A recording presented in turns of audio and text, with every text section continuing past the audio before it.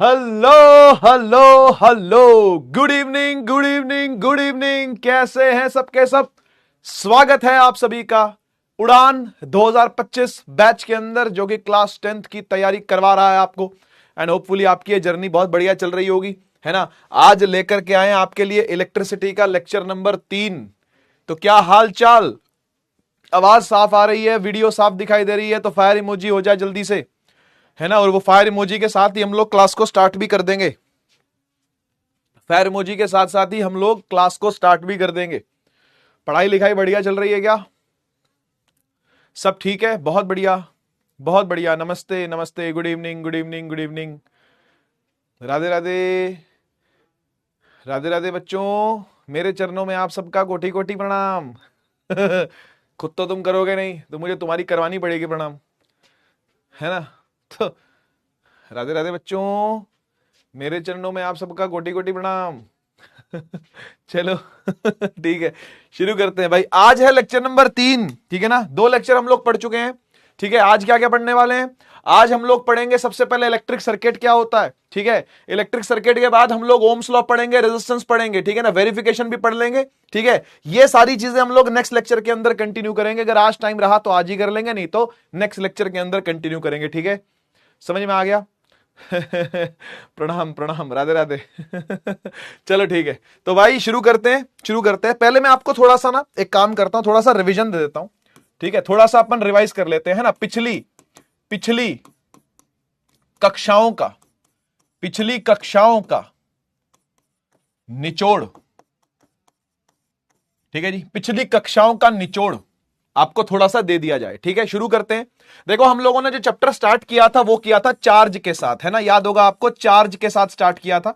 Charge को Q से denote करते हैं। इसकी एसआई यूनिट की अगर बात करें, है ना, तो बच्चा जानता है इसकी एसआई यूनिट होती है कूलॉम्ब, ठीक है ना, जिसको शॉर्ट में हम लोग सी लिखते हैं, ठीक है। अच्छा, चार्ज की काफी सारी प्रॉपर्टीज होती हैं। चार्ज की वजह से मैटर एक दूसरे को क्या कर सकता है? अट्रैक्ट कर सकता है या रिपेल कर सकता है ना। तो अट्रैक्शन और रिपल्शन वाली जो प्रॉपर्टी होती है ना, अट्रैक्शन या रिपल्शन वाली जो प्रॉपर्टी होती है किसी भी मैटर के पास, वो उसके चार्ज के होने की वजह से होती है, चार्ज के होने की वजह से होती है, ठीक है ना। अच्छा, इसके अलावा हम लोगों ने एक बहुत ही इंपॉर्टेंट फॉर्मूला पढ़ा था और एक बहुत ही इंपॉर्टेंट प्रॉपर्टी पढ़ी थी जिसका नाम था क्वांटाइजेशन। याद आ रहा होगा, है ना। क्वांटाइजेशन याद आ रहा होगा। क्वांटाइजेशन का मतलब क्या होता है? क्वांटाइजेशन का मतलब होता है कि भाई जो चार्ज है ना, उसकी जो मिनिमम क्वांटिटी है वो सिर्फ 1 इलेक्ट्रॉन होता है। यानी 1 इलेक्ट्रॉन का जो चार्ज है, जिसको 1 इलेक्ट्रॉनिक चार्ज भी कहते हैं, वो होता है 1.6 इंटू 10 की पावर -19 कूलम। और क्वांटाइजेशन का जो फॉर्मूला बनता है वो बनता है Q is equal to NE, है ना। और यही पहला फॉर्मूला भी है इस पूरे चैप्टर का,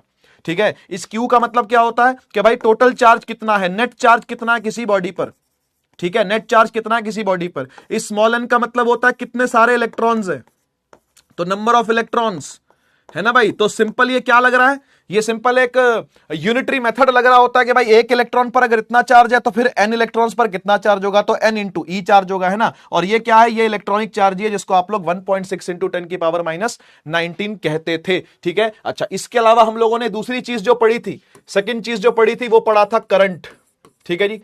देखो, करंट का मतलब होता है इलेक्ट्रॉन्स का फ्लो, करंट का मतलब होता है चार्ज का फ्लो। तो करंट को डिफाइन भी ऐसे ही करते हैं, कि कितना अमाउंट में चार्ज पास हो रहा है पर यूनिट टाइम, ठीक है जी। याद करो, ये सारी बातें पहले से कर रखी है हमने। करंट को डिनोट करते हैं I से, चार्ज को डिनोट करते हैं Q से, और टाइम को डिनोट करते हैं बेटा T से, ठीक है। SI यूनिट की जहां तक बात करें तो करंट की यूनिट होती है एम्पियर, है ना। और चार्ज की आपको पता है कूलम होती है, टाइम की आपको पता है सेकंड होती है। तो एम्पियर बोले या कूलम पर सेकंड बोले, बात एक ही है ना, बात एक ही है। बहुत बढ़िया बच्चे यहां पर लिख भी रहे हैं, सही बात है ना, ठीक है। अच्छा, मान लेते हैं कि भाई एक वायर है और ये एक दूसरी वायर है ना। इस वायर को नाम दिया A, इस वायर को नाम दिया B, ठीक है। तो दोनों वायर्स को ही 1 सेकंड के लिए ऑब्जर्व किया। कितनी देर के लिए ऑब्जर्व किया? 1 सेकंड के लिए ऑब्जर्व किया। और A वाली वायर में से मान लेते हैं कि भाई चार्ज निकल रहा है 3 कूलम का, और बी वाली वायर में से मान लेते हैं कि चार्ज निकल रहा है 2 कूलम का। तो किसमें ज्यादा करंट चल रहा है, किसमें तेज करंट चल रहा है? याद करके बताइए, किसमें तेज करंट चल रहा है? 1 सेकंड में 3 कूलम का चार्ज निकलना और 1 सेकंड में 2 कूलम का चार्ज निकलना। 1 सेकंड में 3 कूलम का चार्ज निकलना और 1 सेकंड में 2 कूलम का चार्ज निकलना। तो किसमें करंट ज्यादा है? ऑब्वियसली ए में करंट ज्यादा है। बहुत बढ़िया। बहुत बढ़िया। ए में करंट ज्यादा है तो 3 एम्पियर, बच्चे यहां पर आंसर लिख भी रहे हैं, है ना। और ये है 2 एम्पियर, इसको 2 एम्पियर बोलेंगे, इसको 3 एम्पियर बोलेंगे, ठीक है ना। अच्छा, बाई चांस मान लो अगर आपको यहां पर दिया हुआ हो, आपको यहां पर दिया हुआ हो कि भाई 10 एम्पियर का करंट है, तो इसका मतलब क्या हुआ, इसका मीनिंग वायर के रिस्पेक्ट में क्या हुआ, कमेंट में लिखिए और बताइए जल्दी से। आपके आंसर की वेट कर रहा हूं, उसके बाद आगे चलूंगा। वोल्टेज की बातें करनी है मुझे आपसे, वोल्टेज को मुझे आपको रिवाइज करवाना है। एक सांस में पढ़ाते हैं तो सांस तो फूल ही जाएगा। बच्चे कह रहे हैं सांस क्यों फूल गया।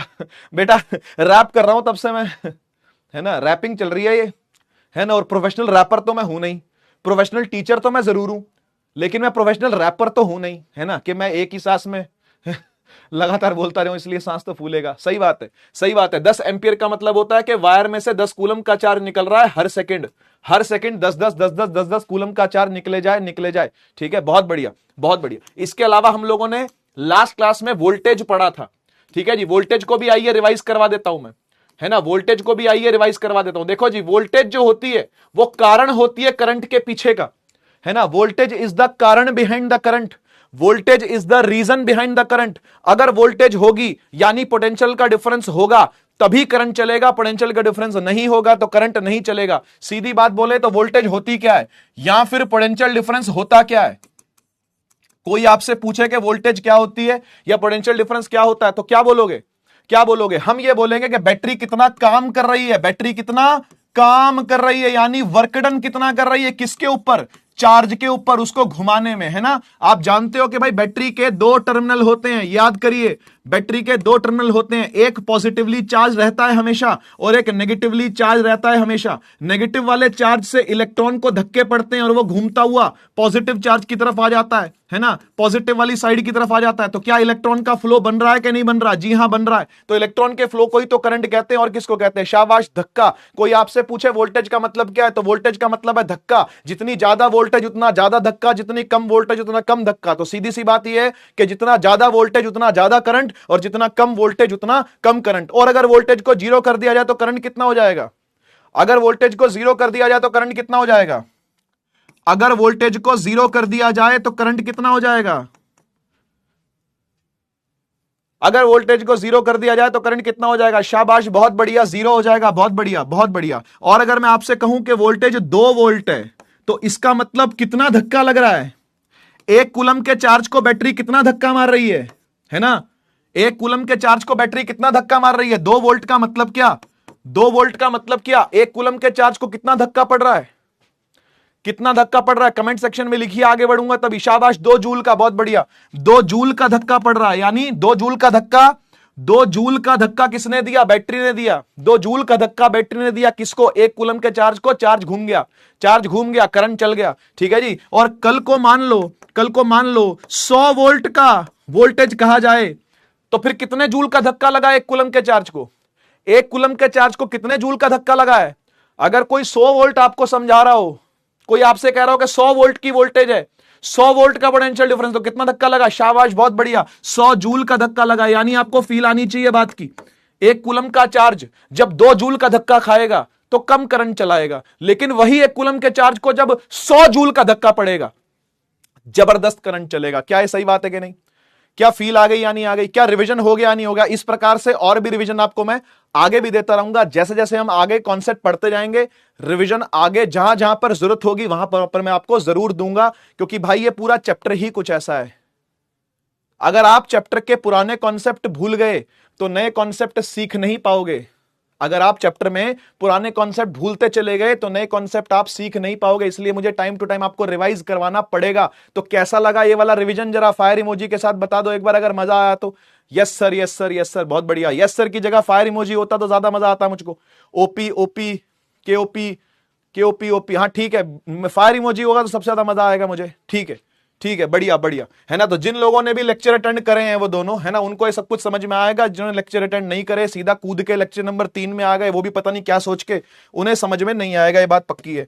चलिए चलते हैं, बात करते हैं सबसे पहले इलेक्ट्रिक सर्किट की। एक इलेक्ट्रिक सर्किट से आप क्या समझते हो, एक इलेक्ट्रिक सर्किट क्या होता है। भाई इलेक्ट्रिक सर्किट एक रोड की तरह है, इलेक्ट्रिक सर्किट एक पाथ की तरह है। पाथ, आप पापा के साथ, मम्मी के साथ, दीदी के साथ, भैया के साथ कभी किसी पार्क में गए होगे, है ना, तो वहां पर पाथ बना होता है ना, घास के बीच बीच में रास्ता बना होता है जिसके ऊपर लोग दौड़ रहे होते हैं, चल रहे होते हैं, है ना। अगर आप कभी खेत में गए होगे तो खेत के बीच में से रास्ता बना होता है, पगडंडी बोलते हैं उसको, है ना, तो पगडंडी बीच में बनी होती है, या खेत के साइड में जो बाड़ा लगा होता है उसके इस तरफ भी जगह होती है चलने की, है ना। तो बेसिकली वो जो चलने का रास्ता है उसी का नाम पाथ है। तो इसी प्रकार से करंट को भी क्या चाहिए, रास्ता चाहिए चलने के लिए। करंट को भी क्या चाहिए, रास्ता चाहिए चलने के लिए, जिस रास्ते के ऊपर करंट दौड़ेगा, और वो वायर्स से बढ़िया रास्ता कोई नहीं हो सकता। इसलिए हम लोग वायर्स को जोड़ते हैं, आपने देखा होगा। तो एक इलेक्ट्रिक सर्किट एक क्लोज्ड पाथ होता है, हमेशा ध्यान रखना। कैसा होता है, एक क्लोज्ड पाथ होता है हमेशा, और उस क्लोज्ड पाथ के अंदर करंट दौड़ता है, जिसको हम लोग इलेक्ट्रिक सर्किट बोलते हैं। आइए इलेक्ट्रिक सर्किट की एक बार डेफिनेशन देख लें। क्या देखो क्या लिखा हुआ है, एक कंटिन्यूअस होता है और क्लोज्ड पाथ होता है, यानी बीच बीच में से टूटा हुआ नहीं होगा, बीच बीच में से टूटा हुआ नहीं होगा, कंटिन्यूअस होगा पूरा, है ना, पूरा बना हुआ होगा, बीच में से टूटा टूटा नहीं होता पाथ ये, ठीक है जी। कहीं से अगर आपने वायर तोड़ दी, कहीं से वायर खुल गई, तो फिर करंट नहीं चलेगा, फिर करंट नहीं चलेगा। तो एक क्लोज्ड पाथ होना चाहिए, करंट तभी चलेगा जब उसको क्लोज्ड पाथ मिलेगा। अगर क्लोज्ड पाथ नहीं मिला, करंट जीरो, करंट जीरो। अगर क्लोज्ड पाथ नहीं है तो करंट जीरो है, ध्यान रखना, ठीक है। कंटिन्यूअस और closed path made up of wires, wires होती हैं, है ना, on which an electric current runs, जिस पर इलेक्ट्रिक करंट दौड़ता है। देखो लिखा हुआ है, साफ साफ लिखा हुआ है, एक कंटिन्यूअस क्लोज्ड पाथ होता है, वायर से मिलकर बना हुआ, जिस पर करंट दौड़ता है, ठीक है। एक इलेक्ट्रिक करंट, एक इलेक्ट्रिक सर्किट के पास क्या क्या चीजें होती हैं भाई, देख लो। इलेक्ट्रिकल डिवाइसेस होते हैं, यानी बल्ब हो सकता है, ट्यूबलाइट हो सकती है, फैन हो सकता है ना, आपका टेबल फैन हो सकता है, एसी हो सकता है, टीवी हो सकता है, फ्रिज हो सकता है, कोई ना कोई डिवाइस होना चाहिए, है ना, कोई ना कोई डिवाइस हो सकता है, ठीक है। उसके अलावा एक सोर्स ऑफ एनर्जी होना चाहिए। आप मुझे बताओ एक सर्किट के लिए सोर्स ऑफ एनर्जी कौन होता है? अगर एक सर्किट में आप करंट चलाना चाहते हो तो सोर्स ऑफ एनर्जी कौन है? देखता हूं आप पकड़ पाओगे कि नहीं पकड़ पाओगे इसको। सोर्स ऑफ एनर्जी कौन है? कमेंट सेक्शन में लिखिए। शाबाश, बहुत बढ़िया, बहुत बढ़िया, good. Source of energy battery है भाई, और कोई नहीं है, ठीक है जी। Source of energy is nothing but battery. ये बैटरी की बात हो रही है, लेकिन बैटरी ना लिख करके उसको थोड़ी सी और इज्जत दी गई है ना। बैटरी सीधा ना लिख करके उसको थोड़ी सी और इज्जत देके बोला जा रहा है कि भाई तू तो सोर्स ऑफ एनर्जी है। बहुत बढ़िया बात है, सही बात है, सोर्स ऑफ एनर्जी होती है बैटरी, है ना। और वायर्स होती हैं, है ना, वायर्स होती हैं जो कि कनेक्ट होती है, और एक स्विच भी होता है ऑन या ऑफ करने के लिए, ठीक है जी। तो एक सिंपल सर्किट यहां पर आपको दिख रहा होगा। अभी सिंपल सर्किट के अंदर बहुत सारी चीजें और भी आपको दिख रही हैं, तो this is not actually a simple circuit, है ना। लेकिन आपको कम से कम इतना सर्किट तो देखना ही है, इतना सर्किट तो आपको देखना ही है। इसमें क्या क्या है मैं आपको दिखा देता हूं। इसमें एक तो बैटरी है ना, सेल दिख रहा है आपको, एक सेल का पॉजिटिव एक सेल का नेगेटिव, ठीक है। अच्छा, नेगेटिव के साथ एक की जुड़ी हुई है, की, इसको स्विच बोलते हैं, ये की है। इसमें एक प्लग दिख रहा है आपको, एक प्लग दिख रहा है। अगर ये प्लग को मैंने निकाल दिया, अगर मैं इस प्लग को निकाल दूं तो करंट बंद हो जाता है, लेकिन अगर मैं इस प्लग को डाले रखूं तो करंट चलता है, ठीक है। जब तक ये प्लग इन रहेगा, सुन लीजिएगा, जब तक ये प्लग इन रहेगा, ठीक है, सर्किट ऑन की स्थिति में रहेगा। अगर ये प्लग आउट कर दिया, अगर ये प्लग आउट कर दिया तो सर्किट ऑफ की स्थिति में हो जाएगा, समझ गए ना, ठीक है। तो अगर इसको मैं निकाल दूं, इस की को अगर मैं आउट कर दूं तो सर्किट ऑफ हो जाएगा, ठीक है जी। अच्छा, इसके अलावा एक रियोस्टेट लगा हुआ है यहां पर, ये अभी समझ में नहीं आएगा किस लिए लगा रखा है, बाद में समझाऊंगा, बाद में समझेंगे इसको। आज से 2 क्लास बाद, आज से 2 क्लास बाद आपको रियोस्टेट का फंक्शन समझा दूंगा क्या होता है। आज मौका नहीं है, आज मौका नहीं है। आज से 1 क्लास या 2 क्लास के बाद आपको रियोस्टेट का मीनिंग क्या है समझा दूंगा। इसको रियोस्टेट कहते हैं, ठीक है जी, रियोस्टेट, रियोस्टेट, ठीक है। अच्छा, उसके बाद नीचे आ जाओ, यहां पर एक रेजिस्टेंस लगी हुई है, यूनिफॉर्म रेजिस्टेंस है। आप रेजिस्टेंस का मतलब नहीं समझते, कोई बात नहीं, आप ये समझो कोई डिवाइस लगा हुआ है, आप ये समझो कोई डिवाइस लगा हुआ है, बल्ब लगा हुआ है यहां पर, ऐसा समझ लो, फैन लगा हुआ है यहां पर, ऐसा समझ लो, ठीक है, टीवी लगा हुआ है यहां पर, ऐसा समझ लो, एसी लगा हुआ है यहां पर, ऐसा कोई भी डिवाइस समझ लो इसको, ठीक है ना। ये जो रेजिस्टेंस लिखी हुई है यहां पर, आर रेजिस्टेंस जो लिखी है, ये कोई डिवाइस हो सकता है, ठीक है, ये कोई डिवाइस मान सकते हो आप। और इसके पैरेलल में लगा हुआ है वोल्ट मीटर, ठीक है, इसके पैरेलल में लगा हुआ है वोल्ट मीटर, और इसके सामने चलोगे तो ये लगा हुआ है एम मीटर, ठीक है। एम मीटर क्या करता है? एमीटर करंट को मेजर करता है बेटा, करंट मेजरिंग डिवाइस है ये, करंट मेजरिंग डिवाइस है ये, करंट को नापता है कि करंट कितना चल रहा है। और वोल्ट मीटर क्या करेगा, नाम में ही लिखा है भाई, एम मीटर करंट को मेजर करता है, वोल्ट मीटर के नाम में लिखा है, क्या करेगा, ये वोल्टेज मेजरिंग डिवाइस है, ठीक है, ये वोल्टेज को नापता है, वोल्टेज मेजरिंग डिवाइस है ये वोल्टेज मेजरिंग डिवाइस है, ठीक है, ठीक है। अब मुझे एक बात बताओ, अगर आपको सर्किट बनाने को आया पेपर में, तो क्या आप ये बनाओगे, ये बनाओगे, ये 3D इमेजेस ये बनेंगी तुमसे क्या कभी, हैं, ये बना लोगे क्या? तो हम लोग क्या करते हैं, ये ना बनाना पड़े, है ना, ये सब ना बनाना पड़े, इसके लिए हम लोग इसके सिंबल सीखते हैं, ठीक है, इसके क्या सीखते हैं, सिंबल सीखते हैं। तो आपको सिंबल बनाना तो आना चाहिए, है ना, आपको सिंबल्स बनाने आने चाहिए, और जितने सिंबल यहां बने हैं बस उतने ही याद कर लो, इससे ज्यादा याद करने की जरूरत नहीं है आपको। बाकी मैं टेबल लेके आया हूं, ये देखो पूरी टेबल लेके आया हूं, है ना, ये एनसीईआरटी की टेबल है, इसको कहते हैं सर्किट एलिमेंट्स, है ना, ये सारे बता दूंगा मैं आपको, ये सारे मैं आपको बता दूंगा, डोंट वरी, लेकिन आपको याद इतने करने हैं, ठीक है ना, तो आप इसको याद कर लें, अच्छा रहेगा, ठीक है, आप इसको याद कर लें तो बहुत अच्छा रहेगा, ठीक है जी, है ना। अब मैं बताता हूं इसमें कौन कौन क्या क्या है। देखो ये जो प्लस माइनस करके लिखा हुआ इसको बोलते हैं बैटरी, ये बैटरी का सिंबल है, ठीक है, ये एमीटर का सिंबल है, ये की यानी स्विच का सिंबल है, ये रियोस्टेट का सिंबल है, ठीक है, ये किसी भी रेजिस्टेंस का सिंबल है, और ये वोल्ट मीटर का सिंबल है। बस इतना ही याद कर लो बहुत है, इतना ही याद कर लो बहुत है। कौन कौन से याद करने हैं आपको, कौन कौन से याद करने, यहां बताता हूं, चलो यहां बताता हूं। एक तो सेल याद कर लो, तो बैटरी अपने आप ही याद हो जाएगा, है ना। सेल देखो कैसा होता है, सेल देखो कैसा होता है, इसका पॉजिटिव टर्मिनल लंबा डंडा है और नेगेटिव टर्मिनल छोटा डंडा है ना, और ऐसे मल्टीपल सेल मिला दोगे तो बनती है बैटरी, ठीक है। अब battery is combination of cells, समझ लो, अगर एक दिखाया तो मतलब सेल है, इसको सेल बोलते हैं, इसको सेल बोलते हैं। अगर ज्यादा दिखा दिए, एक दिखाया, दो दिखाया, तीन दिखाया, चार दिखाया, तो फिर इसको कॉम्बिनेशन ऑफ सेल्स, है ना, कॉम्बिनेशन ऑफ सेल्स, या आप इसको बैटरी कह सकते हो, ठीक है, या फिर आप इसको क्या कह सकते हो, बैटरी कह सकते हो, ठीक है। तो plus minus plus minus plus minus plus minus ऐसे, ठीक है। अच्छा, इसके अलावा प्लग की, वो जो की थी, है ना, अगर प्लग की, है ना, या फिर स्विच ओपन है, यानी आपने प्लग को आउट कर रखा है, प्लग आउट कर रखा है, तो करंट जीरो है, देख लो, इस केस में आई विल बी जीरो, यानी ये स्विच ऑफ की स्थिति है, ये स्विच ऑफ की स्थिति है। और जब आप प्लग की को लगा दोगे बीच में, जब आप प्लग की को बीच में लगा दोगे, तो यहां पे एक डॉट दिखा दोगे यहां पर, ठीक है ना, यहां पर एक डॉट दिखा दोगे, एंड दिस मतलब कि करंट यहां पर है, यानी ये ऑन की स्थिति है, समझ गए ना, ये ऑन वाली स्टेट है, ये ऑफ वाली स्टेट है, ठीक है। प्लग की या फिर स्विच जब क्लोज स्थिति में होता है, इसको क्लोज्ड बोलते हैं, ठीक है ना, स्विच क्लोज्ड है लेकिन सर्किट ऑन है, ठीक है ना, स्विच क्लोज्ड है, स्विच क्लोज का मतलब आपने प्लग लगा रखा है, प्लग इन कर रखा है इसको, ठीक है ना, प्लग इन है ये, है ना, और ये क्या, ये प्लग आउट है, ठीक है, ये प्लग आउट है। इसके अलावा कोई वायर जॉइंट अगर होगा तो उसको ऐसे दिखाया जाएगा, यहां से ऐसे बीच में एक डॉट बना करके, ठीक है ना। अगर वायर एक दूसरे को क्रॉस कर रही है लेकिन ज्वाइन नहीं हो रही है एक दूसरे से, तो आप इसको ऐसे टपा के दिखा दोगे, जैसे एक वायर ऐसे दिखाई, एक उसके टपा के दिखा दिया ऐसे, है ना, है ना, टपा के समझते हो ना, कूदा के दिखा दो, ऊपर से कूद के जा रही है, ऐसा दिखाना पड़ेगा आपको, ठीक है। अच्छा, इलेक्ट्रिक बल्ब का जो सिंबल है, ये तो कतई जिंदगी में मत बनाना, यही बना के आना, ठीक है ना, ये वाला सिंबल ऐसा, ऐसा ये सिंबल, इसमें ऐसा गोला बना दोगे तो ये बल्ब बन गया, है ना, ये बल्ब बन गया, ठीक है। रेजिस्टेंस का जो सिंबल होता है वो ये उबड़ खाबड़ सड़क होती है, ऐसे ऐसे ऐसे ऐसे ऐसे उबड़ खाबड़ सड़क है, ठीक है।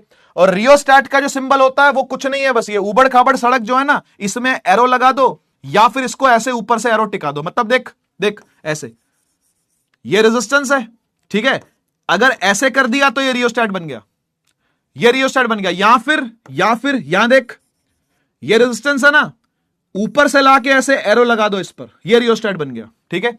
तो ऐसा भी दिखाते हैं, ऐसा भी दिखाते हैं, किसी किसी जगह पर आपको यह भी देखने को मिलेगा और किसी किसी जगह पर आपको यह भी देखने को मिलेगा, ठीक है जी। उसके अलावा एम मीटर, बस बीच में ए लिखा होगा प्लस माइनस, वोल्ट मीटर बीच में वी लिखा होगा प्लस माइनस, सारे मैंने आपको बता दिए। याद कौन कौन से करने हैं मैं हाईलाइट कर देता हूं, है ना, याद कौन कौन से करने हैं मैं हाईलाइट कर देता हूं। कौन कौन से याद कर लो, एम मीटर याद कर लो, वोल्ट मीटर याद कर लो, ठीक है। रियोस्टेट जरूर याद कर लेना, जरूर याद कर लेना इसको, ठीक है। रेजिस्टेंस तो ऐसे ही याद हो जाएगा, कोई बड़ी चीज नहीं है, ठीक है। और प्लग की ऑन ऑफ स्थिति में, और सेल, ठीक है, सेल या बैटरी, जो मर्जी, मतलब बैटरी याद कर लो, सेल याद हो गया तो बैटरी भी याद हो ही जाएगी, कोई मुश्किल चीज नहीं है, ठीक है जी। तो ये सब आप याद करते चलना। आई होप इसमें कोई प्रॉब्लम आपको नहीं होगी, है ना भाई। देखो ये सारी चीजें कौन कौन सी चीजें इसके अंदर एक तो एमीटर है, ठीक है, दूसरा वोल्ट मीटर है। एक सिंपल सर्किट आपको ड्रॉ करना आना चाहिए बेटा, आज ही प्रैक्टिस करना है आपने इसको, समझ गए ना, आज ही प्रैक्टिस करना है आपने इसको, आज ही प्रैक्टिस करना है, ठीक है, कम से कम 2 बार बना के देखना, ठीक है। अच्छा, इसके अलावा क्या, बैटरी, ठीक है। चौथा रियोस्टैट, इसका काम क्या होता है बाद में बताऊंगा, है ना, इसका काम क्या होता है बाद में, पहले इसका सिंबल याद कर लो, आप, ठीक है। की, पांचवा है की, दोनों स्थितियों में ऑन और ऑफ दोनों स्थितियों में आपको याद होना चाहिए। अच्छा, इसके अलावा क्या, रेजिस्टेंस, ठीक है, रेजिस्टेंस कैसी होती है, ऐसी, की कैसी होती है, ऐसी, रियोस्टैट कैसा होता है, ऐसा, ठीक है। एमीटर कैसा होता है, ऐसा, प्लस माइनस। वोल्ट मीटर कैसा होता है, ऐसा, प्लस माइनस। बैटरी कैसी होती है, ऐसी, ऐसी, ऐसी, ऐसी, है ना, प्लस और माइनस कोने कोने पे भी दिखा दोगे, कोई दिक्कत नहीं है, ठीक है जी। एवरीथिंग क्रिस्टल क्लियर है भाई, एवरीथिंग क्रिस्टल क्लियर है कि नहीं, एवरीथिंग क्रिस्टल क्लियर है कि नहीं, बता दो भाई, एवरीथिंग क्रिस्टल क्लियर है कि नहीं, फायर इमोजी के साथ, एवरीथिंग क्रिस्टल क्लियर है कि नहीं बेटा। आपको नोट्स मिल जाएंगे अपने आप, जूम मार मार के देखते रहना, ठीक है इससे ज्यादा जूम करने की जरूरत नहीं है इसको, ठीक है। आपको नोट्स मिल जाएंगे पीडीएफ में, है ना, अपने आप मस्त एकदम जूम मार मार के देखते रहना, ठीक है, सही है। क्रिस्टल क्लियर है, बहुत बढ़िया। अरे कोई बच्चा लिख रहा है डायमंड क्लियर है, क्या बात है भाई, डायमंड क्लियर, वाह वाह, क्रिस्टल से तो महंगा डायमंड होगा, सही बात है ना। लो जी, इनकी सूरत देख लो। आप जब अपनी फिजिक्स की लैब में जाओगे, ठीक है, जिस भी दिन आपका दौरा होता है, जिस भी दिन आपको मौका मिलता है फिजिक्स की लैब में जाने का, ये सारी शक्ल सूरत आपको देखने को वहां मिल जाएंगी, ठीक है ना, इसी फॉर्म में देखने को मिलेगी। यह बैटरी एलिमिनेटर है। बैटरी एलिमिनेटर का मतलब क्या होता है, मैं सिंपली बता देता हूं आपको। बैटरी एलिमिनेटर असल में वोल्टेज प्रोवाइडर है, ठीक है, ये वोल्टेज को प्रोवाइड करता है, क्योंकि जो पीछे से वोल्टेज आ रही होती है, जो सरकारी वोल्टेज आ रही है वो बहुत ज्यादा है, उतना नहीं चाहिए, तो ये उसको कम कर देता है। ये कम करके, क्योंकि छोटे छोटे सर्किट बनाने हैं आपको, तो आपको थोड़ी ना टीवी चलाना है, आपको थोड़ी ना फ्रिज चलाना है, आपको थोड़ी वॉशिंग मशीन चलानी है। आप जब फिजिक्स की लैब में जाओगे तो छोटे छोटे सर्किट आपको चलाने को मिलेंगे, तो उसके लिए आपको छोटी वोल्टेज चाहिए, है ना, तो ये उसका काम करता है एक तरीके से। ये वोल्टेज एलिमिनेटर नाम इसका दे रखा है, ठीक है, बैटरी एलिमिनेटर इसका नाम दे रखा है, ठीक है। फिर रेजिस्टेंस बॉक्स है, ये रेजिस्टेंस बॉक्स है, यही वाला रेजिस्टेंस कम या ज्यादा करनी पड़ती है तो उसके लिए ये यूज होता है, ठीक है। ये वोल्ट मीटर है, शक्ल आपको दिख रही है, एम मीटर है, शक्ल आपको दिख रही है इसकी, ठीक है। ये वायर है, ऐसा रियोस्टैट दिखता है, काम बताऊंगा बाद में इसका, अभी इसकी सिर्फ शक्ल देख लो, ठीक है, काम इसका बाद में डिस्कस करेंगे। इसकी अभी आपको प्रॉपर्टी पता नहीं है, पहले वो प्रॉपर्टी मुझे पढ़ानी पड़ेगी, उसके बाद आप इसको पढ़ पाओगे, ठीक है। तो इसको अपन पढ़ेंगे बाद में, ठीक है, बाद में डिस्कस करेंगे डिटेल में इसको, ठीक है। और ये प्लग की है, देखो ये प्लग लगा हुआ है इसमें, ये प्लग लगा हुआ है। मैं पूछना चाहता हूं आपसे, ये अभी ऑन की स्थिति में है या ऑफ की स्थिति में है, क्या कहते हो? अगर इसके अंदर ये प्लग ठुसा हुआ है, अगर ये प्लग इसके अंदर घुसा रखा है, अगर ये प्लग इसके अंदर लगा रखा है, अगर ये अभी प्लग इन है, तो मुझे बताइए ये अभी ऑन की स्थिति में है या ऑफ की स्थिति में है? क्या कहते हो? मतलब अगर यहां से और यहां से वायर कनेक्ट कर दूं, है ना, और करंट चालू कर दूं, है ना, तो करंट चालू रहेगा कि नहीं? शाबाश, ऑन की स्थिति में रहेगा। बहुत बढ़िया बेटा। ये कंडक्टर है ना, तो ये कंडक्शन में हेल्प कर रहा है, बस बीच में लगा दोगे तो कंडक्शन चालू हो जाएगी, यहां से करंट बह के यहां पहुंच जाएगा। बहुत सिंपल सी चीज है ये। अगर इसको उखाड़ दूं मैं, अगर मैं इसको हटा दूं तो यहां से यहां करंट जाएगा ही नहीं, है ना, बीच में गैप होता है, बीच में इसके गैप होता है, तो यहां से यहां करंट जाएगा ही नहीं। अपनी फिजिक्स वाली लैब में जाकर के देखना ये सब चीजें, ठीक है जी। बहुत बढ़िया, आगे बढ़े, ठीक है। Ammeter, voltmeter, actual photo है ये, एक्चुअल फोटोज हैं ये, ऐसा ही दिखेगा आपको जिस दिन आप फिजिक्स की लैब में घुस गए, ठीक है। मैडम को बोलना या लैब टेक्नीशियन वाले को बोलना, भाई साहब एमीटर दिखाओ और वोल्ट मीटर दिखाओ, हम आए हैं, फीस दे के आए हैं, प्रॉपर दिखाइए कहां है एमीटर वोल्ट मीटर, तो वो निकाल के लाएगा आपके सामने, ठीक है। आइए थोड़ी थोड़ी चर्चा कर लें कि एम मीटर क्या होता है, वोल्ट मीटर क्या होता है। ठीक है, देखो 3 पॉइंट बताऊंगा बस और काम हो जाएगा। ठीक है, 3 पॉइंट्स हैं और काम हो जाएगा बस। पहला पॉइंट यह है current measuring device.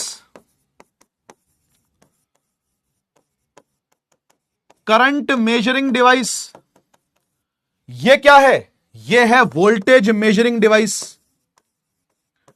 Voltage measuring device. ठीक है जी, ये पहला पॉइंट हो गया। दूसरा point always connect in series. Always connect in series with the device. हमेशा डिवाइस के साथ सीरीज में लगेगा। इसका क्या मतलब हुआ? इसका मतलब यह हुआ कि भाई मान लो अगर ये कोई डिवाइस है, डिवाइस आपको दिखा देता हूं बल्ब बना के, है ना, तो ये बल्ब है, ठीक है, ये बल्ब है, तो इसके साथ हमेशा ऐसा लगेगा सीरीज में, ऐसे ए हमेशा इसके बगल में लगेगा। बगल में लगना, सीरीज में लगने का मतलब होता है बगल में लगना, एकदम बगल में लगना, ठीक है ना। और ये हमेशा लगता है पैरेलल में। ठीक है, always connected across parallel with the device. मतलब कैसे? यहां देखो, मान लो ये बल्ब है ना, ये बल्ब है, और आपको इसके अराउंड वोल्टेज पता करनी है। आपको पता करना है कि भाई इसके अबाउट वोल्टेज कितनी है, कितनी वोल्टेज है। तो आप क्या करो, ऐसे लगा दो वोल्ट मीटर,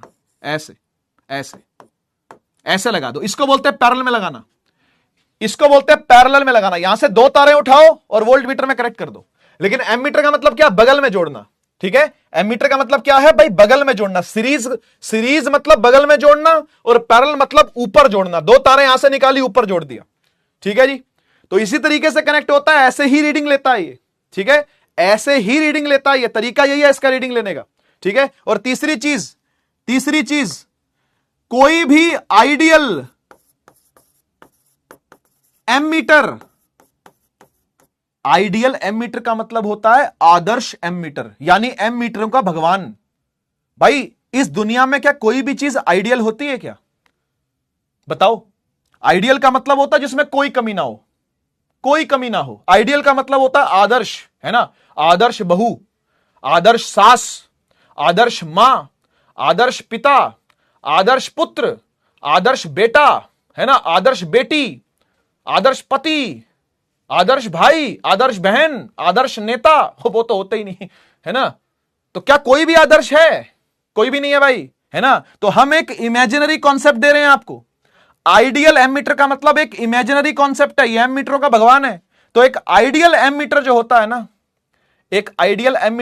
ना, कहते हैं कि उसकी रेजिस्टेंस 0 होती है। ये जो टेढ़े टेढ़े बनाए, इसका मतलब होता है ऑलमोस्ट इक्वल टू 0 होती है। एक आइडियल एम मीटर की रेजिस्टेंस 0 होती है। अब आपको नहीं पता रेजिस्टेंस क्या है, मुझे पता है, आपको नहीं पता, इसलिए इसको भी नोट कर लेना। अभी इसको सिर्फ नोट कर लेना, सारी कहानी आपको आज समझ में आ जाएगी, इसकी गारंटी कोई नहीं है। मैं इसकी गारंटी नहीं दे रहा आपको कि भाई ये मैं आपको आज ही समझा दूंगा कि सीरीज में क्यों कनेक्ट करते हैं, ये आज पता चल जाएगा। ऐसा नहीं है, है ना। मैं इसकी गारंटी नहीं लेता। ठीक है, इसको पैरेलल में ही क्यों कनेक्ट करते हैं सर, ये भी बता दो, यही बता दो। आज पता चल जाएगा, कोई गारंटी नहीं है इसकी। ठीक है ना, धीरे धीरे पता चलेगा ये सब चीजों को। अभी नोट कर लेना, अभी बस इन चीजों को नोट कर लेना, क्योंकि आपके सामने आए थे तो मैंने आपको बता दिया। ठीक है, एक आइडियल एम मीटर की रेजिस्टेंस 0 होती है, और एक आइडियल वोल्ट मीटर की, यानी वोल्ट मीटरों का कोई भगवान, अगर वोल्ट मीटरों का भी कोई भगवान हुआ, है ना, जिसको आइडियल वोल्ट मीटर कहें हम, कि भाई तू सबसे अच्छा वोल्ट मीटर है, इस पूरे ब्रह्मांड में तेरे से अच्छा कोई वोल्ट मीटर ही पैदा नहीं हुआ बेटा आज तक।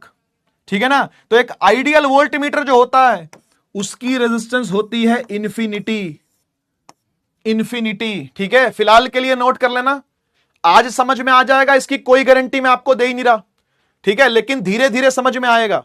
ओके, बाद में समझ में आएगा, आज नहीं समझ में आएगा। ठीक है, बाद में समझ में आएगा। ठीक है, तो भाई एक बात को समझ लो, इस पूरे ब्रह्मांड में, इस पूरी दुनिया में कोई भी आइडियल नहीं है। कोई भी आइडियल नहीं है। जो दिख रहा है ना आइडियल, वो भी आइडियल नहीं है। ये सच है, ये सच है। तुमको उसकी सच्चाई नहीं दिखी अभी तक, इसलिए तुमको लग रहा है कि भाई ये चीज आइडियल है ना, वो नेता आइडियल है, ठीक है, वो हीरो आइडियल है, वो एक्टर आइडियल है, वो एक्ट्रेस आइडियल है, वो टीचर जो वहां पढ़ा रहे हैं वो आइडियल है, जो यहां पढ़ा रहे हैं वो आइडियल है। तुम्हें अभी तक सारे पहलू नहीं पता, तुम्हें वही पता जो तुम्हें दिखाया जा रहा है ना। और इसी भ्रम में हम लोग जीते रहते हैं और समझते रहते हैं कि दुनिया बहुत आइडियल है। कोई आइडियल नहीं है भाई, सच्चाई ये है, ठीक है जी। कड़वा है पर यही सच है। आइए ओम्स लॉ को पढ़ लेते हैं। नहीं भाई मैं भी आइडियल नहीं हूं, ठीक है जी। किंग कोहली किंग होंगे बिल्कुल, पर एक आइडियल इंसान है ऐसा नहीं कह सकते, ठीक है जी। और ऐसी पर्टिकुलरली मैं किसी का नाम नहीं लेता, लेकिन इस पूरे ब्रह्मांड में कोई भी आइडियल व्यक्ति पैदा नहीं हुआ है, ये मैं आपको बता दूं, ठीक है जी। समझ में आएगा? कोई नहीं, अभी बच्चे हो ना, अभी बच्चे हो। ये पता, ये जो आयु होती है ना, ये वाली 14, 15, 16, ये जो साल की उम्र होती है ना, एडोलेसेंस बोलते हैं इस एज को। इस एज के अंदर एक बहुत कॉमन चीज होती है, पता है क्या? पता है क्या? Hero worship. सुना है ये वर्ड, हीरो वर्शिप करना। किसी को आइडियल मान लेना, किसी को हीरो मान लेना और उसको भगवान मान करके उसकी फुल प्रशंसा करना, तेरी जय हो, तेरी जय हो। जहां जहां जाएंगे, जिस प्लेटफॉर्म पर जाएंगे, उसकी जय जयकार जय जयकार जय जयकार कर रहे होंगे। ये हीरो वर्शिप एडोलेसेंस के अंदर बहुत कॉमन है। लड़कों में भी है और लड़कियों में भी है, दोनों में बराबर रूप से आता है हीरो वर्शिप करना, है ना। किसी एक्टर को आइडियलाइज कर लेना, उसकी फोटो लगा लेना कमरे में, है ना। किसी रेसलर की फोटो बढ़िया से एकदम टांग लेना, उसको देख के सोचते रहना एक दिन इसके जैसी बॉडी बनाऊंगा, है ना भाई। किसी टीचर को भगवान मान लेना, किसी जीवित इंसान को, जो इंसान धरती पे घूम रहे हैं उनमें से किसी को अपना भगवान मान लेना, उसकी वर्शिप करने लगना, उसको कॉपी करने लगना, ठीक है। ये बहुत ही कॉमन ट्रेट है जो एडोलेसेंस एज में आता है। 13 से लेकर के 18 साल की उम्र ये जो होती है ना, इसके अंदर आता है। लेकिन समय के साथ ये भूत उतर जाएगा। उसके लिए आपको इतना भी जरूरी नहीं है जानना कि उसकी सच्चाई क्या है। मैं नहीं कह रहा कि उसकी सच्चाई पूरी पता करो ना, ना, ऐसा जरूरी नहीं है, ठीक है। लेकिन हां, ये एक प्रॉब्लम ना बन जाए आपके लिए, इस बात का ध्यान रखना, ठीक है जी। और मैं तो हमेशा से कहता हूं भाई, एक बात हमेशा ध्यान रखना कि भाई परमात्मा के समतुल्य किसी को मत मांगना, किसी को मत मानना। परमात्मा के, भगवान के, अल्लाह, जो भी आप उनको बोलते हो, जीसस, गॉड, जो भी आप उनको बोलते हो, उनके समकक्ष किसी को मत समझना, किसी को भी नहीं, ठीक है ना। ये सब रिश्ते नाते, ये प्यार, ठीक है, ये जो भूत चढ़ा रहता है दिमाग के ऊपर, है ना, ये एक दिन जरूर उतर जाता है, ठीक है ना। तो इसलिए कभी भी परमात्मा के तुल्य, परमात्मा के समतुल्य, समकक्ष किसी और को कभी नहीं समझना चाहिए। मेरी तो ये लर्निंग रही है लाइफ से, क्योंकि मैं भी ऐसा ही था। जब देखो, हम भी कभी ना कभी एडोलेसेंस से निकले, तो हमको पता है ये बात कि ये एक हीरो वर्शिप नाम की चीज बच्चों के अंदर बहुत आती है। बहुत जय जयकार करते हैं, अपने टीचर को लेकर के बिल्कुल बावले हुए रहते हैं, किसी प्लेटफॉर्म को लेकर के बड़े बावले हुए रहते हैं, किसी पॉलिटिकल पार्टी को लेकर बड़े बावले हुए रहते हैं, किसी पर्टिकुलर रिलीजन को लेकर बड़े बावले हुए रहते हैं। ये होता है, सभी में होता है। लेकिन समय के साथ जब मैच्योरिटी आती है, अपने आप हम लोग समझ जाते हैं इस बात को कि भाई दूसरों की जय से पहले खुद को जय करें, हमको मन की शक्ति देना, मन विजय करे। सुना है ना ये प्रेयर आपने जरूर सुनी होगी, है ना। तो मैं तो भाई आपको क्लैरिटी देने के लिए आया हूं, क्लैरिटी देने के लिए आया हूं, सच्चाई बताने के लिए आया हूं, है ना। लेकिन फिर भी अगर आपको अच्छा लगता करना तो बेशक करो, मुझे कोई प्रॉब्लम नहीं है, ठीक है। मेरी करो, मेरी ना करो, किसी और की करो, कहीं भी करो, किसी की भी करो, ठीक है।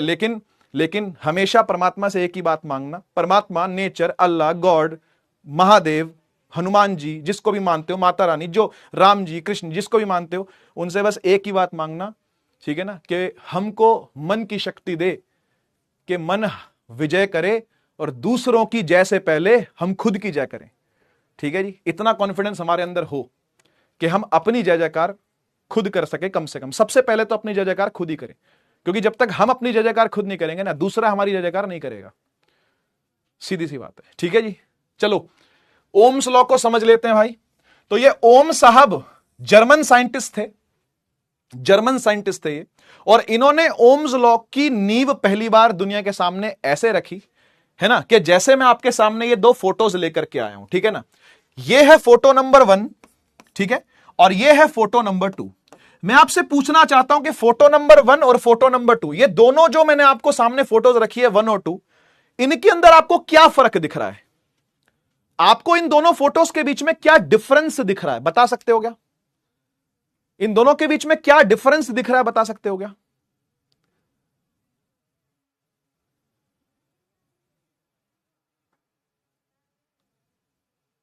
ओम शांति, हां। बता सकते हो क्या क्या डिफरेंस दिख रहा है? अच्छा, वाटर के प्रेशर का डिफरेंस है। वाटर के प्रेशर का डिफरेंस है, मैं मान गया आपकी बात, मैं मान गया आपकी बात।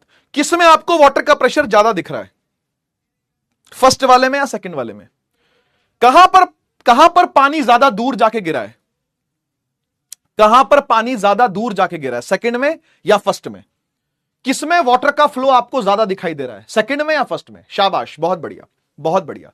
सेकंड के अंदर आपको वाटर का फ्लो, है ना, वाटर का फ्लो क्या दिख रहा है, ज्यादा दिख रहा है ना, फ्लो हाई दिख रहा है आपको यहां पर, है ना। इसका मतलब यहां पर फ्लो कम है, सही बात है सर। यहां पर फ्लो लेस है, यहां पर कम फ्लो हो रहा है पानी, है ना। यहां पर तो इतने ही डिस्टेंस तक पानी जाके गिरा, और यहां पर तो ज्यादा डिस्टेंस पर पानी जाके गिरा। सही बात है सर, बिल्कुल सही बात है। अच्छा, एक डिफरेंस और दिख रहा है क्या?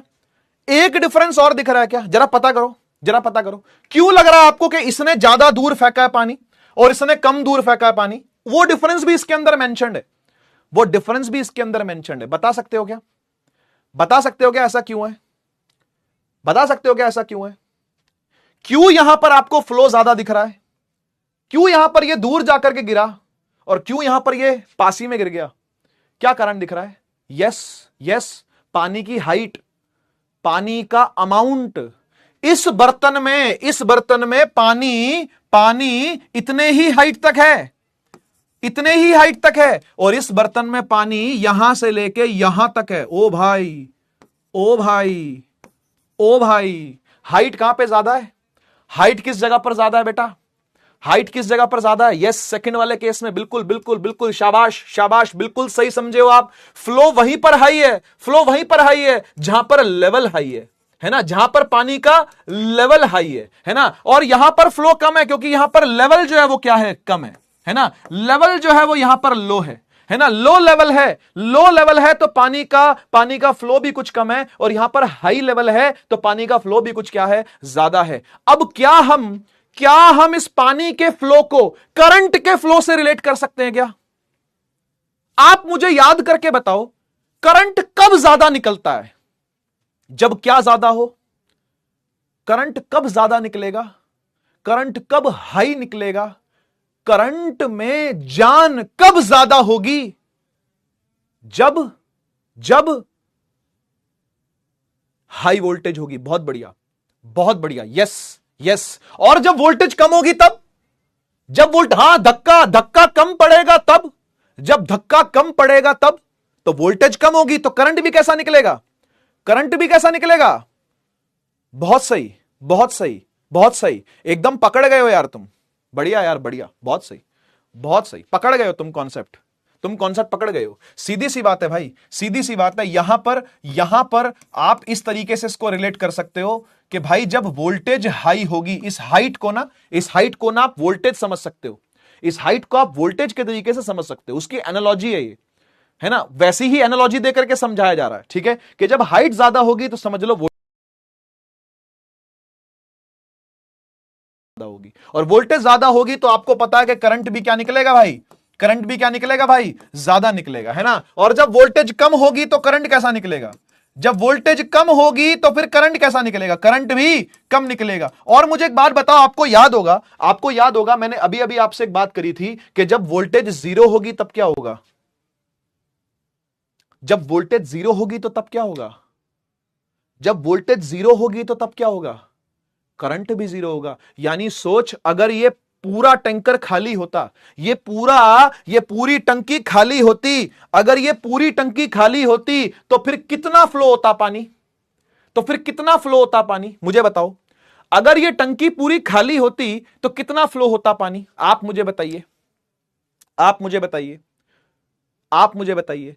अगर इस टंकी में पानी ही ना होता तो फिर फ्लो कितना आता बाहर? कुछ भी नहीं आता, क्या सही बात है कि नहीं? यानी सीधी सी बात यह हुई, सीधी सी बात यह हुई कि अगर वोल्टेज ज्यादा होगी तो करंट भी क्या होगा? ज्यादा होगा। अगर वोल्टेज कम होगी तो करंट भी क्या होगा? कम होगा। और अगर वोल्टेज जीरो होगी तो करंट भी क्या होगा भैया? जीरो होगा। क्या यहां तक आप सब एग्री हो? क्या एग्री हो तो फायर इमोजी, एग्री हो तो फायर इमोजी, एग्री हो तो फायर इमोजी, एग्री हो तो फायर इमोजी। अगर यहां तक आप सारी बात से एग्री हो तो एक बार फायर इमोजी हो जाए। बहुत बढ़िया, बहुत बढ़िया। आग ही आग, आग ही आग, आग ही आग दिख रही है। और यही आग ओम साहब ने भी लगाई, यही आग ओम साहब ने भी लगाई। ओम साहब ने पता क्या बोला? ओम साहब ने बोला कि भाई मेरा जो लॉ है ना वो ये कहता है, वो ये कहता है, Ohm's law states that, Ohm's law states that, क्या कहता है ओम्स लॉ? ओम्स लॉ कहता है, ओम्स लॉ कहता है कि current flowing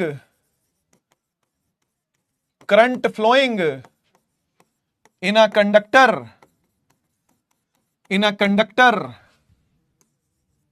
is directly proportional to the amount of potential difference, यानी कि voltage, the amount of potential difference है ना, यानी कि voltage applied across the ends of the conductor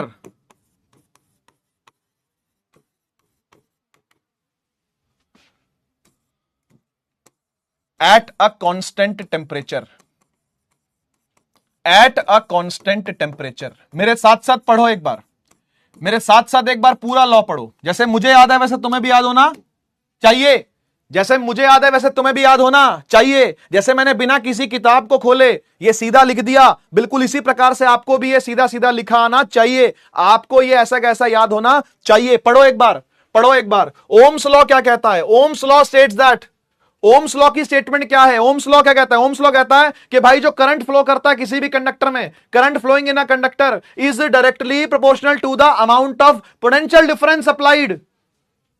भाई जो करंट फ्लो करता है किसी भी कंडक्टर में वो डायरेक्टली प्रोपोर्शनल होता है पोटेंशियल डिफरेंस के, जो कि लगाया गया है across the ends of the conductor, conductor के कोनों पर जो लगाया गया है एट कांस्टेंट टेम्परेचर। जितनी चीजें मैंने हाईलाइट करी हैं, जितनी चीजें मैंने हाईलाइट करी हैं ब्लू वाले मार्कर से, है ना, ब्लू वाले कलर से, एक बार जरा दोबारा से देखो उसको, एक बार जरा दोबारा गो थ्रू करो।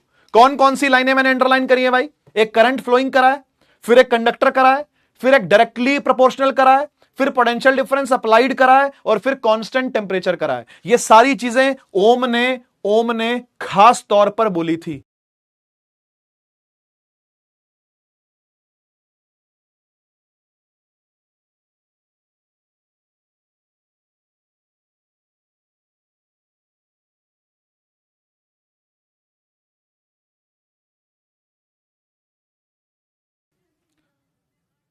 जो यूनिवर्स में सब जगह पर लगे उस लॉ को बोलते हैं यूनिवर्सल लॉ।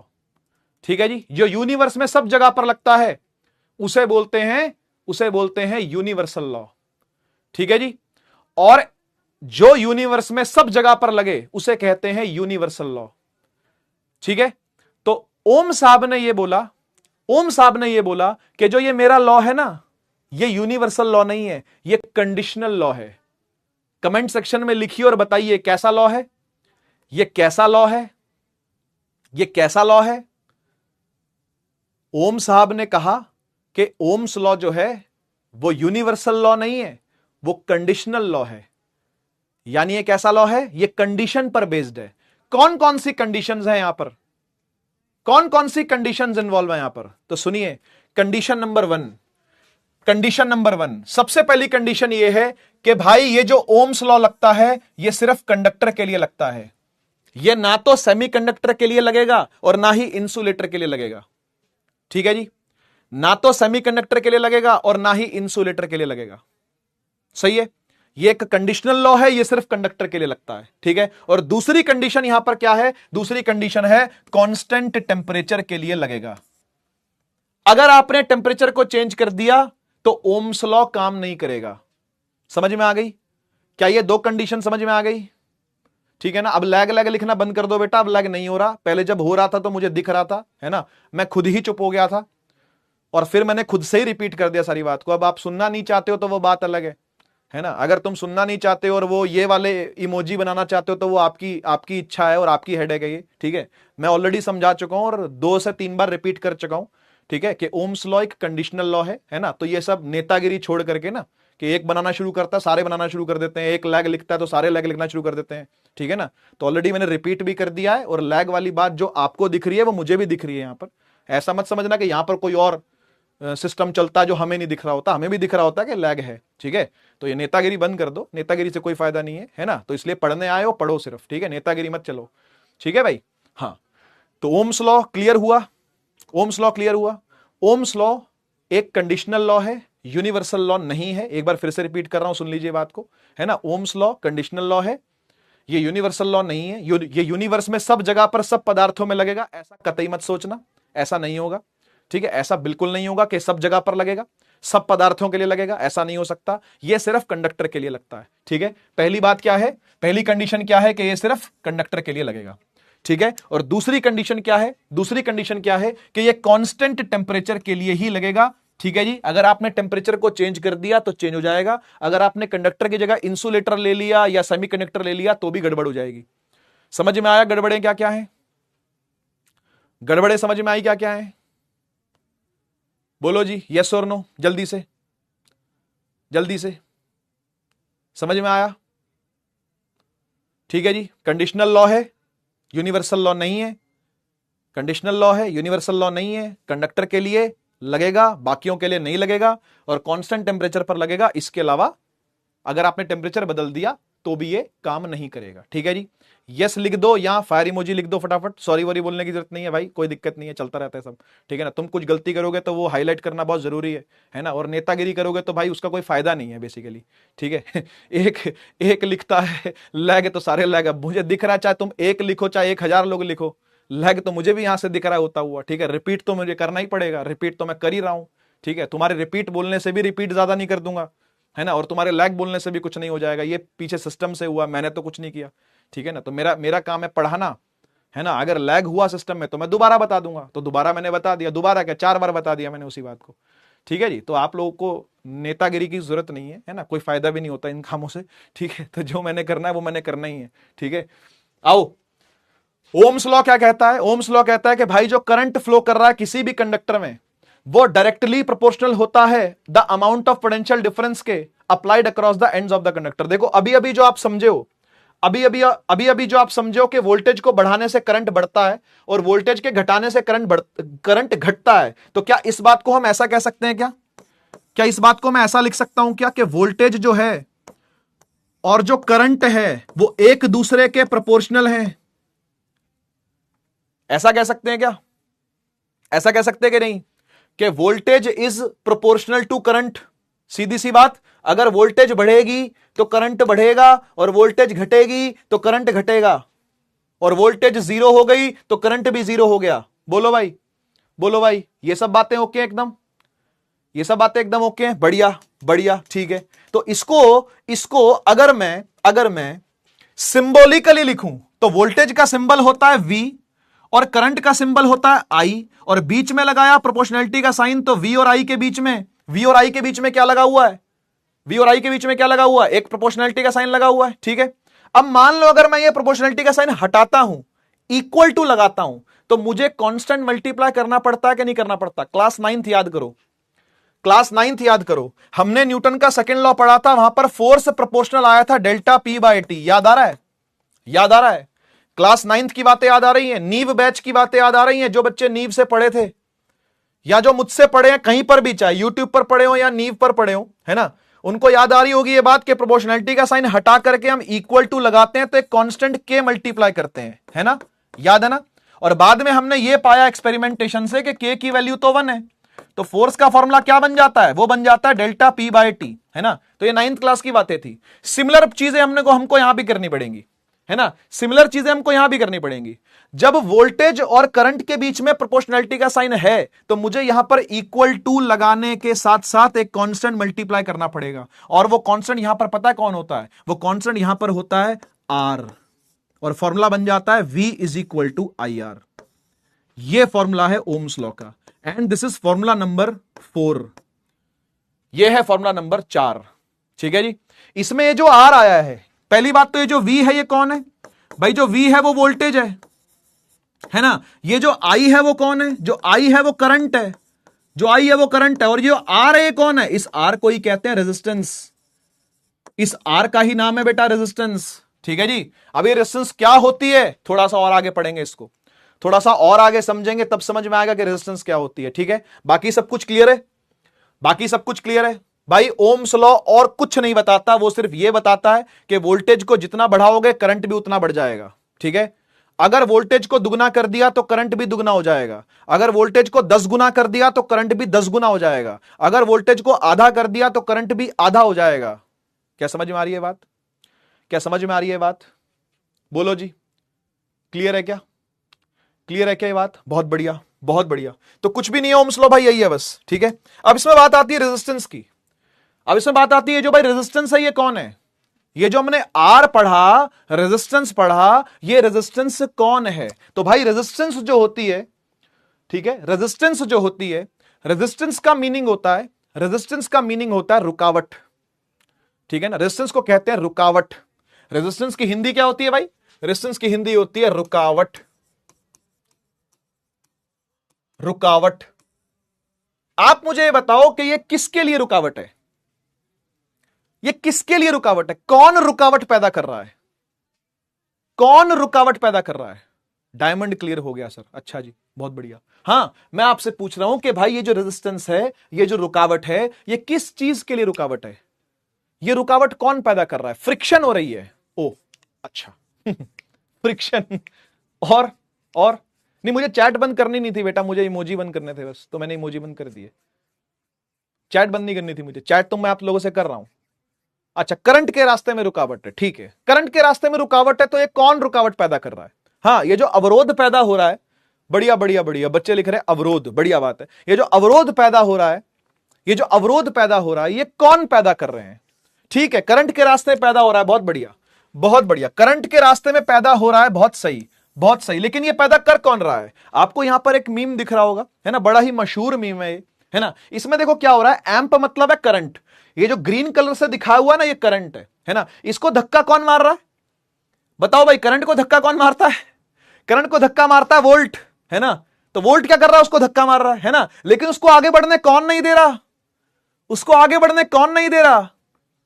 उसको आगे बढ़ने कौन नहीं दे रहा? उसको आगे नहीं बढ़ने दे रहा ओम। ओम का मतलब रेजिस्टेंस, समझ रहे हो ना। तो करंट आगे बढ़ना चाहता है, करंट खुल के चलना चाहता है, इलेक्ट्रॉन खुल के दौड़ना चाहते हैं, पर क्या वो दौड़ पाते हैं? पर क्या वो दौड़ पाते हैं? आंसर है कि वो नहीं दौड़ पाते हैं। क्यों नहीं दौड़ पाते हैं पता है? इसलिए नहीं दौड़ पाते हैं कि भाई देखो, मान लो ये इलेक्ट्रॉन है, ठीक है, उसने इस वायर में से निकल के जाना है, तो आपको क्या लगता है उसका रास्ता इतना सिंपल है कि वो ऐसे निकल जाएगा बिल्कुल सीधा सीधा? बिल्कुल भी नहीं भाई, बिल्कुल भी नहीं। इलेक्ट्रॉन का रास्ता बहुत कठिन होता है। इलेक्ट्रॉन को बहुत सारी रुकावटों का सामना करना पड़ता है, क्योंकि बीच में बैठे हैं एटम्स। अरे भैया, मान लो कॉपर की तार है ना, मान लेते हैं कि कॉपर की तार है, ये जो तार है ये कॉपर की तार है, तो कॉपर की तार में जो एटम होंगे वो कॉपर के एटम्स नहीं होंगे क्या? कॉपर के एटम्स नहीं है क्या इसमें? बताओ, कॉपर के एटम्स नहीं है क्या इसमें? है। और इलेक्ट्रॉन जब निकलना चाहेगा तो भाई वो इन एटमों से टकराता हुआ जाएगा, ठक टक टक टक टक टक टक टक टक टक टक टक। तो आप बताओ, क्या उसका रास्ता बहुत आसान है क्या? उसके लिए चल पाना बहुत इजी है क्या? क्या कहते हो? क्या कहते हो? क्या इलेक्ट्रॉन के लिए मूव कर पाना बहुत आसान है क्या? नहीं भाई, इलेक्ट्रॉन का रास्ता इतना आसान नहीं होता, इलेक्ट्रॉन का मार्ग इतना सुगम नहीं होता, बड़ा ही दुर्गम मार्ग है भाई, ठीक है ना। बहुत जगह से टकरा टकरा के, ठीक है, घसीट घसीट के, रगड़ रगड़ के बेचारा निकलता है ठीक है, लेकिन एक इलेक्ट्रॉन तो नहीं निकलता ना, बहुत सारे निकलते हैं, इतना तो समझते हो ना। एक इलेक्ट्रॉन तो नहीं निकलता, बहुत सारे निकलते हैं, तो सब लोग आपस में टकराते हुए निकलते हैं, समझ रहे हो ना, सभी लोग आपस में टकराते हुए निकलते हैं। तो ये जो टकरावट है ना, ये जो कोलिजन है ना, इसी का कैलकुलेशन रेजिस्टेंस कहलाता है। यानी रेजिस्टेंस को अगर मुझे डिफाइन करना हो, अगर मुझे रेजिस्टेंस की डेफिनेशन आपको देनी हो, तो इसको डिफाइन हम कुछ ऐसे करेंगे, देखो डिफाइन देखो कैसे करेंगे। हम बोलेंगे भाई द ऑपोजिशन, ऑपोजिशन समझते हो ना भाई, विपक्ष है ना, द ऑपोजिशन ऑफर्ड बाय, ठीक है, the opposition offered by, opposition offered by मतलब जो रुकावटें पैदा कर रहा है, the opposition offered by the atoms of the conductor, the atoms of the conductor in the path of moving electron. साफ लिख रहा हूं बिल्कुल, यही परिभाषा है भाई इसकी, यही परिभाषा है इसकी। चलते इलेक्ट्रॉन का रास्ता कठिन बनाने वाले एटम है ना, उसी ऑपोजिशन का नाम क्या है बेटा, रेजिस्टेंस है। समझ गए ना, उसी ऑपोजिशन का नाम क्या है बेटा, रेजिस्टेंस है। देखो किस तरीके से बांध रखा है, देख रहे हो, वो निकलना चाह रहा है, वो निकलना चाह रहा है, उसको धक्का मिल रहा है पीछे से, वोल्टेज अपना काम कर रही है, लेकिन रेजिस्टेंस कह रही है भाई हम अपना काम करेंगे, हम अपना काम करेंगे। देखो यार, देखो यार, आप जब जीवन में संघर्ष कर रहे होते हो, है ना, और जीवन तो संघर्ष का ही नाम है दूसरा, सही बात है ना भाई। तो आप अभी क्लास 10th में हो तो 10th लेवल पर संघर्ष हो रहा है, 11th में जाओगे तो संघर्ष थोड़ा सा और हो जाएगा, 12th में जाओगे तो अलग लेवल का संघर्ष होगा, कॉलेज में जाओगे तो संघर्ष और लेवल का होगा, है ना। तो ये संघर्ष तो जीवन भर चलता रहता है, सही बात है कि नहीं। तो आप मुझे एक बात बताओ, जब आप संघर्ष कर रहे होते हो तो कुछ लोग होते हैं जो आपके साथ होते हैं, आपको मोटिवेट करते हैं, है ना, और कुछ लोग होते हैं जो आपकी टांग खींच करके आपको नीचे लेके आते हैं, आपके संघर्ष को और मुश्किल बनाते हैं। बोलो ऐसे दोनों लोग मिलते हैं कि नहीं मिलते, बोलो भाई। अगर आपका दोनों में से किसी एक से सामना नहीं हुआ ना, तो you are very unlucky, you are very unlucky. मैं ये नहीं बोलूंगा कि आप लकी हैं कि आपके पास डीमोटिवेटर लोग नहीं है, आपके पास सिर्फ मोटिवेटर लोग हैं। ये भी होना अनलकी है, क्योंकि आपको कभी मुश्किलों से लड़ना ही नहीं आएगा अगर आपके सामने कभी मुश्किलें नहीं आई तो, है ना। तो मैं तो आपको अनलकी कहूंगा अगर आपने ये दोनों ही लोग नहीं देखे तो। देखो भाई, जीवन में दोनों प्रकार के लोग मिलते हैं, है ना, मिलते हैं कि नहीं मिलते। एक वो लोग जो आपके जीवन में वोल्टेज का काम कर रहे होते हैं, है ना, ये आपके अच्छे सच्चे दोस्त हो सकते हैं जो आपको मोटिवेट करते हैं, जो आपकी कमियां बताते हैं, आपकी गलतियां बताते हैं, आपके मुंह पर आपको सुना देते हैं, है ना, फिक्र नहीं करते इस बात की कि आपको बुरा लगेगा या अच्छा लगेगा, है ना, बस आपके मुंह पे सुना के चले जाएंगे। वो इस तरह के लोग होते हैं बहुत सारे, है ना। तो ये आपकी गलतियों को बाहर लाने का काम करते हैं, ठीक है जी। तो ऐसे लोग भी होते हैं जो कि वोल्टेज का काम कर रहे हैं, ठीक है। आपके माता पिता जो आपको रिसोर्सेज प्रोवाइड कर रहे हैं, आपके टीचर्स जो आपको पढ़ा रहे हैं, ठीक है ना, आपके मेंटोर्स हो सकते हैं, आपके गाइड्स हो सकते हैं, आपके सीनियर भैया दीदी हो सकते हैं, ठीक है ना, जो आपको मोटिवेट करते हैं आगे बढ़ने के लिए, ठीक है ना। और कुछ लोग ऐसे होते हैं आपके जीवन में, कुछ लोग होते हैं आपके जीवन में ऐसे जो आपको समय समय पर डीमोटिवेट करते हैं, समय समय पर आपकी टांग को खींच के नीचे ले आते हैं, आपकी मुश्किलों को बढ़ाते हैं, ठीक है ना, आपके खिलाफ दूसरों को भड़काते हैं, दूसरों को आपके खिलाफ भड़काते हैं। इस तरह के लोग भी आपको मिलते हैं जरूर, है ना। वो फ्रेंड के भेष में आ सकते हैं, वो रिश्तेदारों के भेष में आ सकते हैं, वो पड़ोसी के बच्चों के भेष में आ सकते हैं, या पड़ोसियों के भेष में आ सकते हैं। ऐसे करके लोग बहुत सारे आपको मिल जाएंगे आपके आसपास, सही बात है कि नहीं, है ना।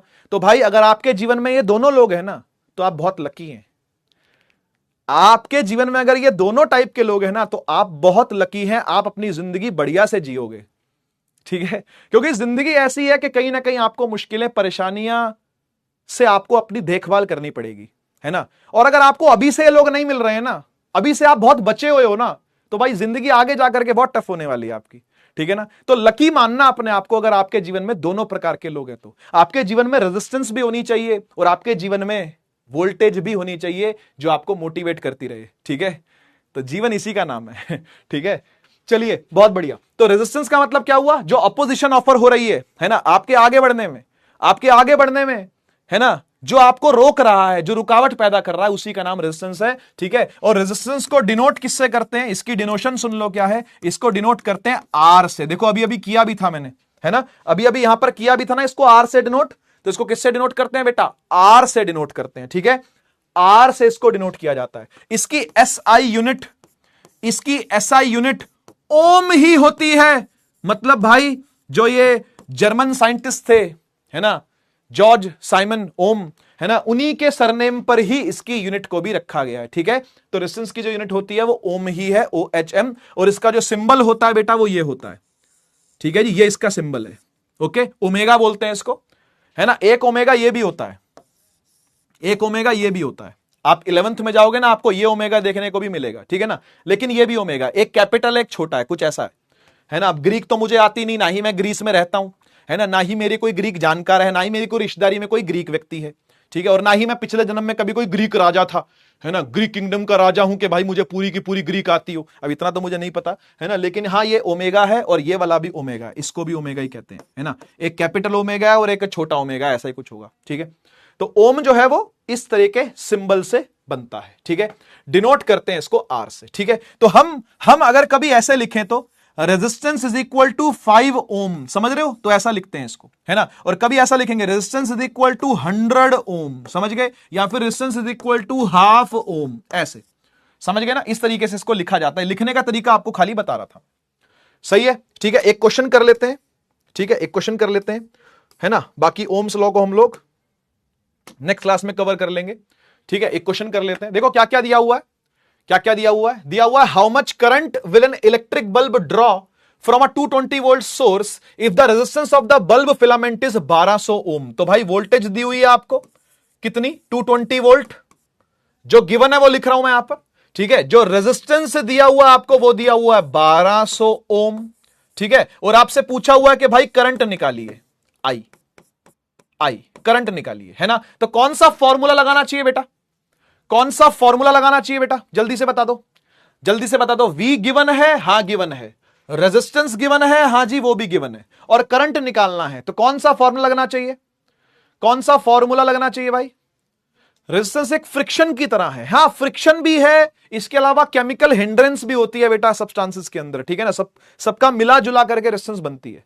ठीक है, तो ये सब जाकर के आपको कॉलेज के अंदर पढ़ना होगा, 11th 12th में भी इतनी डिटेल नहीं है। ठीक है ना, तो बस रेजिस्टेंस को रेजिस्टेंस ही बोल करके, है ना, और कैलकुलेट कर लेते हैं। V is equal to I R है फॉर्मूला, बहुत बढ़िया बच्चे यहां पर लिख रहे हैं, बहुत सही बहुत सही। V बराबर आई आर, है ना। तो वोल्टेज कितनी है, वोल्टेज है 220, है ना, वोल्टेज है 220, करंट है I, और रेजिस्टेंस कितनी है बेटा, रेजिस्टेंस है 1200, है ना, रेजिस्टेंस है 1200। तो 1200 ले जाओ डिवाइड में, खत्म।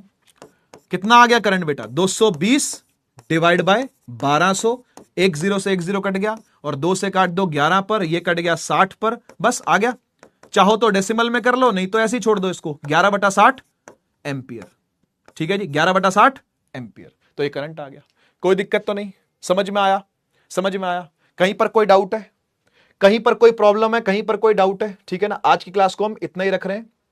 ठीक है, आज की क्लास इतनी ही बहुत है। ठीक है, नेक्स्ट क्लास के अंदर हम लोग रेजिस्टेंस को और ज्यादा पढ़ेंगे, ओम्स लॉ की वेरिफिकेशन को भी पढ़ेंगे। ठीक है ना, तो उसके लिए अपन नेक्स्ट क्लास की वेट करते हैं, है ना। और कुछ कहना है किसी ने तो बोल सकता है, नो डाउट, बढ़िया। ठीक है, खत्म कर दें फिर आज की क्लास, ठीक है, एंड कर दें आज की क्लास। चलिए, बहुत बढ़िया बहुत बढ़िया। किसी ने कुछ कहना है तो बोल सकता है भाई,